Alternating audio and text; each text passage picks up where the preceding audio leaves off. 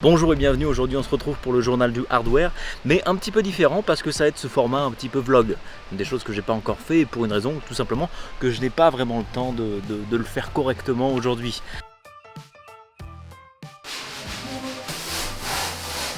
Donc voilà, une petite vidéo un petit peu décalée, mais on verra bien si vous aimez bien. En tout cas, venez avec moi, voilà, vous avez de la place pour vous asseoir sur ce banc, donc n'hésitez pas à venir pour les petites techniques. Et alléluia, aujourd'hui on a enfin des choses qui sont intéressantes à parler. Pas les petites newsettes qu'on avait la dernière fois qui sont un peu moins intéressantes. Par contre le problème ça va être que ces news, c'est des rumeurs qui ont des genoux aussi forts que ceux de Philippe Croizon. Il n'a pas de genoux pour ceux qui n'avaient pas compris. Pour la première news du jour, on va parler de cartes graphiques et notamment les prochaines cartes graphiques de chez Nvidia, les RTX 4000. Les RTX 4000, les quadros, bien les GeForce RTX 4000. Attention, à ne pas confondre, parce que la dernière fois que j'ai fait un sujet sur ça, on me l'avait reproché de ne pas le préciser. Je le précise aujourd'hui. Il est là-haut là. Il vient de nous embêter pendant le vlog. Enfin bref. C'est sur Twitter que ça s'est passé avec l'utilisateur Grémon55 qui a tout simplement tweeté que potentiellement les prochaines cartes graphiques RTX 4000 pourraient avoir le double des performances d'une RTX 3090. Ce qui rend ce leak intéressant, c'est que ça a été confirmé aussi par Copite7Kimi. Vous savez, c'est le leaker qui a leaké beaucoup en début d'année de choses qui sont avérées et vraies, donc il a une solide réputation depuis un certain temps. Donc ça apporte un petit peu de crédibilité tout de même à cette rumeur, vu qu'il a entendu lui la même chose. En tout cas, vous en doutez, tant de puissance ne vient pas sans contrepartie, parce que apparemment ces cartes-là, pour fonctionner, nécessiteraient un TDP de 450 à 550 watts. Donc de véritables fours. On se plaignait des cartes RTX 3000 qui allaient jusqu'aux 350-400 watts, mais là on est pratiquement 100 watts au-dessus, ce qui est plutôt énorme. Donc bon, à ce rythme-là, bientôt les cartes graphiques auront leur alimentation dédiée à l'intérieur avec le petit câble, voilà, pour l'alimentation à brancher derrière. D'ailleurs, je crois qu'il y avait un petit peu d'électronique comme ça avant, qui avaient eux-mêmes leur propre alimentation et qu'on branchait en plus du PC, parce que c'était tellement gourmand. Il va falloir avoir de très grosses alimentations pour pouvoir faire tourner ces bêtes-là. Sans trop de surprise, ces cartes sortiront normalement fin 2022, début 2023, en tout cas si elles sortent vraiment, parce que selon l'auteur, c'est pas vraiment sûr. Après, le double d'une puissance d'une 3090, ça me paraît largement faisable. Vous savez, il y a les architectures MCM qui vont arriver, Nvidia travaille sur Hopper, AMD fait la sienne de son côté, et ça pourrait très bien être ce genre de choses qui pourrait être mis en place, surtout que 450 à 550 watts, ça peut très bien correspondre à deux puces différentes qui sont sur le même GPU. Après, ça pourrait très bien être aussi l'architecture Ada Lovelace qui est normalement la prochaine architecture de Nvidia, mais bon là ça voudrait dire qu'ils l'ont poussé extrêmement haut et que ça va chauffer très fort. Enfin bref, on en sera plus dans quelques mois. Pour l'instant, on est vraiment au balbutiement de tout ça. Après, c'est pas la seule rumeur qui a été poussée par Copite7Kimi. En effet, il y a une autre rumeur qui est poussée, c'est celle des RTX Super, les RTX 3000 Super. Vous savez, on en a entendu pas mal parler cette semaine dans les news, et apparemment en plus des RTX Super qui sortiraient sur mobile, on aurait droit aux RTX Super aussi sur desktop. Donc est-ce que cette fois on va avoir vraiment la puce GA 103 qui va sortir? On l'avait vu en leak il y a pas mal de temps avec les RTX 3070 Ti, mais au final il s'est avéré que c'était une GA 104, donc bon, c'est pas vraiment la même puce, mais bon, on sait pas vraiment ce qui va sortir parce qu'il n'y a pas vraiment de place dans la gamme pour les Super. Il y a un gap de performance qui est trop petit entre les 70 et les TI, entre les 80 et les TI. En tout cas, il y a un gros gap ici en termes de prix, mais en termes de performance, c'est relativement petit. Donc on ne sait pas comment ils vont gérer cette gamme-là. Il n'y a pas vraiment de solution facile, mis à part rajouter de la VRAM sur ces cartes.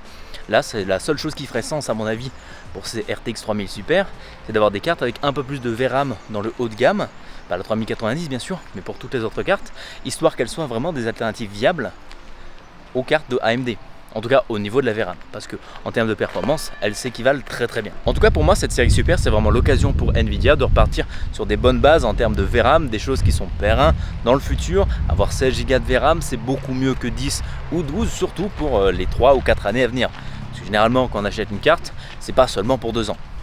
Mis à part certaines personnes bien sûr. Et bon, on ne vous juge pas pour ça, vous avez le droit d'aimer le hardware d'un décret. Donc bon, aujourd'hui c'est une rumeur, mais ça semble plutôt bien se confirmer.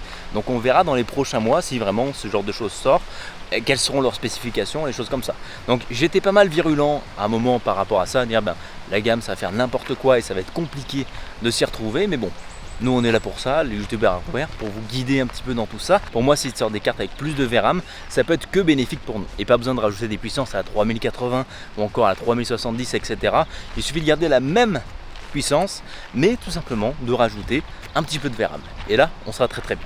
Mais seulement si on revient sur des prix qui sont à peu près abordables, parce que sinon, ça vaut clairement pas le coup. Donc bon, pas la peine de vous énerver, on verra bien ce qui se passe et on aura le droit de pousser une petite gueulante si jamais ça fait n'importe quoi.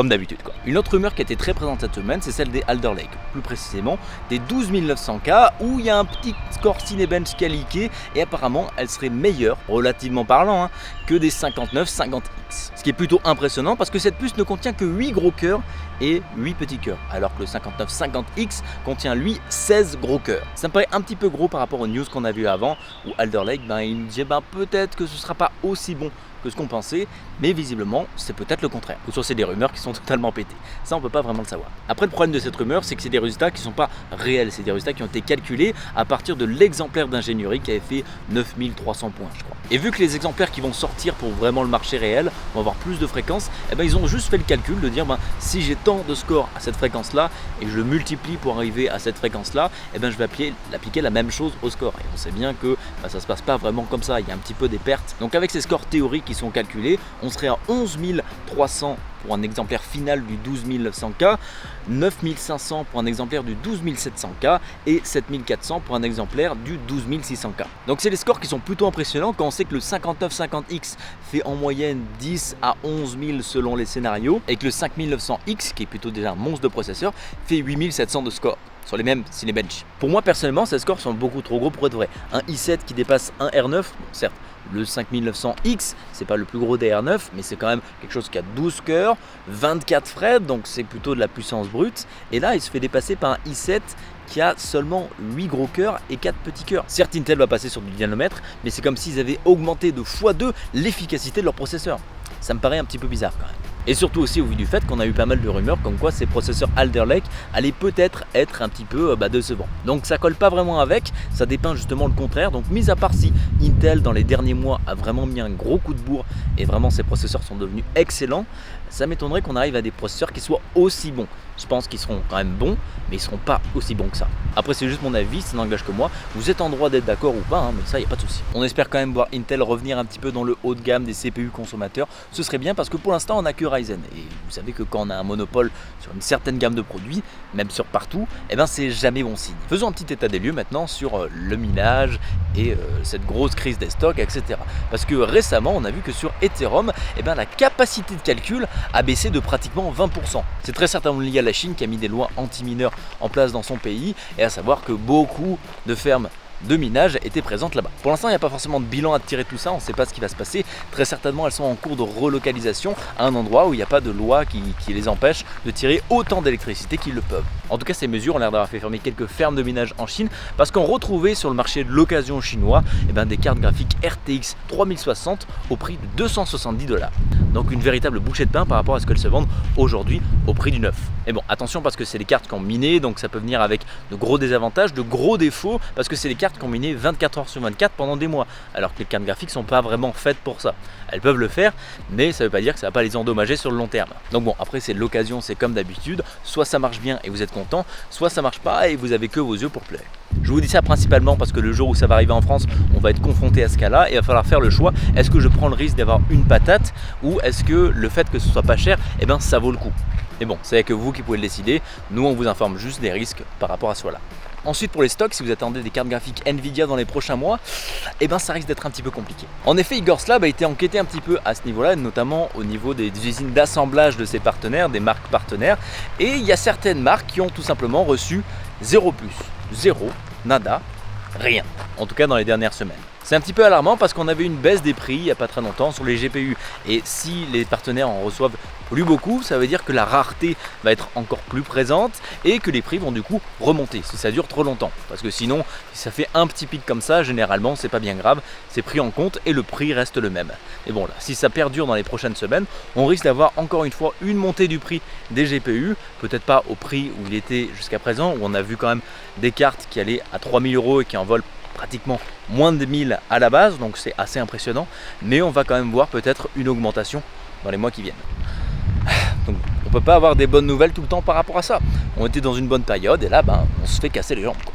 Bon, maintenant on va passer un petit peu aux fast news, le reste de l'actualité vraiment vitesse grand V. News un petit peu insolite, c'est qu'une contrebande de CPU a été démantelée entre Hong Kong et Macao, où ils ont saisi pratiquement 304 processeurs qui étaient cachés soit sur le corps des personnes ou soit entre les sièges de voiture. Et si vous demandez, les processeurs qui étaient passés, c'était les 10700 et les 10900K. Donc des processeurs Intel qui n'ont pas forcément de problème de stock chez nous, mais apparemment en Chine c'est un petit peu plus compliqué. Est-ce que vous pensez qu'ils auront fouillé le... Parce qu'au final, si on est vaillant, on peut rentrer quand même quelques processeurs dedans. Pour ceux qui attendent les Threadripper 5000, eh ben bonne nouvelle pour vous, parce que ça va potentiellement sortir en août. Par contre, mis à part Zen 3, il n'y a pas beaucoup de nouveautés, on reste sur pratiquement les mêmes choses, il y a juste l'interconnexion mémoire qui a été faite un peu plus rapide. Mais bon, rien que le passage sur Zen 3 déjà, plus peut-être des fréquences un peu plus hautes, eh ben ça va déjà casser les culs. Les services de sécurité du gouvernement ukrainien ont découvert et arrêté cette semaine une ferme de minage où il y avait tout simplement 3800 PS4 qui étaient en train de miner. Ça fait quand même beaucoup de consoles et c'est très certainement dû au fait que chaque console ne peut pas miner beaucoup, donc il en faut beaucoup pour faire un petit peu profitable. Et à savoir que les derniers mois sur le crypto mining, eh ben, ça a été quand même très profitable. Donc même des PS4, je pense qu'ils ont pu se faire un petit peu d'argent là-dessus. Après on ne sait pas, ils ont peut-être eu un très bon prix d'achat sur l'entrée de ces PS4, hein. Ils ont peut-être acheté tout le lot de PS4 à 99 € où les gens se battaient devant le Lidl pour les avoir. Est-ce que vous êtes fatigué d'avoir un setup un petit peu comme tout le monde, avec une chaise, un bureau, un écran, voilà, un ordinateur qui est posé sur le bureau ou un petit peu sur le côté? Est-ce que vous en avez marre d'être normal en fait? Et bien si c'est le cas, sachez que Cooler Master a peut-être une solution pour vous. Ils ont sorti un espèce d'œuf dur pimpé au RGB qui va vous permettre de faire des séances gaming à l'intérieur de manière immersive. C'est bien sûr pas la première machine dans le genre, il me semble qu'il y avait Predator qui en avait fait une, mais bon, c'est pour la première fois une aussi grosse marque qui se branche un petit peu dans ce genre de secteur. Et bon, avec ça, il manquera plus que les roulettes motorisées pour vraiment se transformer en humain de Wall-E. Si vous jouez à des jeux VR, eh bien bonne nouvelle pour vous parce que vous allez potentiellement pouvoir profiter du FSR. En effet, un utilisateur a créé un mode pour pouvoir ajouter ça au Steam VR. Donc c'est plutôt cool, surtout que la VR c'est très demandant, comme il faut rendre 2 images à chaque fois, une pour chaque œil, ça peut être qu'une bonne nouvelle à ce niveau-là. Ça veut surtout dire que si un gars le fait tout seul pour toute une librairie de jeux vidéo, c'est que ça ne doit pas être si compliqué que ça à intégrer. On finit avec une rumeur sur Ryzen, avec le fait que leur Zen 4 n'augmenterait pas leur nombre maximum de cœurs. En tout cas, on sait que la plus grosse puce sera elle aussi 16 cœurs 32 frames. On sera bien sûr sur le procédé 5 nanomètres de chez TSMC, mais par contre ce qui change c'est leur TDP qui monte ici à 170 watts. Donc ça va vraiment pas être une mince affaire, on va dire. Après, est-ce que c'est pas AMD qui change un petit peu sa nomenclature pour représenter plus la chauffe de ses puces? Ça on le sait pas et on découvrira certainement dans les prochains mois. Mais bon, en tout cas si on combine ça avec les RTX qui vont sortir en 2022, on va voir un GPU qui fait pratiquement 550 watts de TDP, plus un CPU qui en fait 200, on va avoir de quoi chauffer tout un immeuble entier sans avoir de radiateur. Ça va vraiment être horrible en été, surtout pour ceux qui veulent faire un petit peu d'overclocking. En tout cas le futur est très hot à ce que je vois. Ce sera tout du coup pour les nouvelles de cette semaine. Et pour le conseil du jour, si quelqu'un vous demande de bêcher un jardin, eh ben répondez simplement non. Vous comprendrez pourquoi le jour où vous dites oui. Un grand merci à vous d'avoir suivi cette émission et on se dit à très bientôt pour une nouvelle vidéo. Ciao!